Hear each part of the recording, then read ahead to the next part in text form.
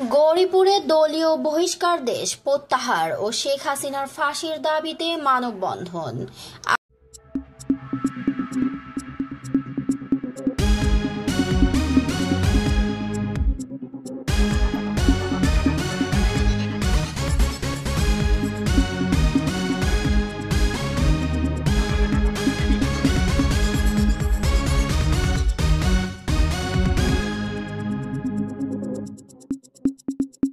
আবুল কালাম আজাদ, ময়মনসিংহ জেলা প্রতিনিধি।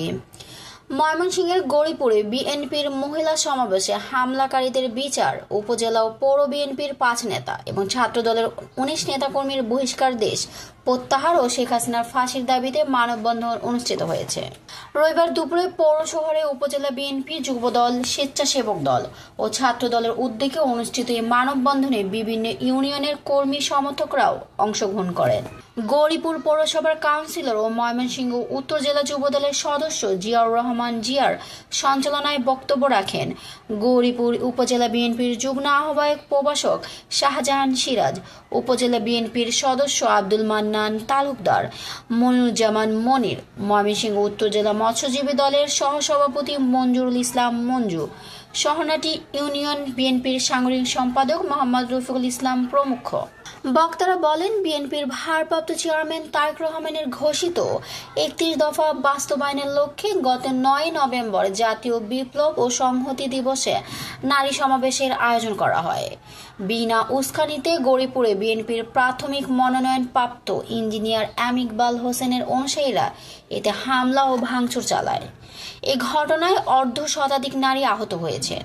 ঘটনার পর স্ট্রোকে নিহত জেলা ছাত্রদল নেতার মৃত্যুকে হত্যার গুজবকে কেন্দ্র গৌরীপুর উপজেলা বিএনপির আহ্বায়ক আহমদ তাইবুর রহমান হিরণ, যুগ্ম আহ্বায়ক তাজুল ইসলাম খোকন, মনিরুজ্জামান পলাশ, সদস্য মাসুদ পারভেজ কার্জন ও পৌর বিএনপির সদস্য সচিব সুজিত কুমার দাস ও পরদিন 19 জন ছাত্রদল নেতাকে বহিষ্কার করা হয়, যা সম্পূর্ণ অসাংগঠনিক।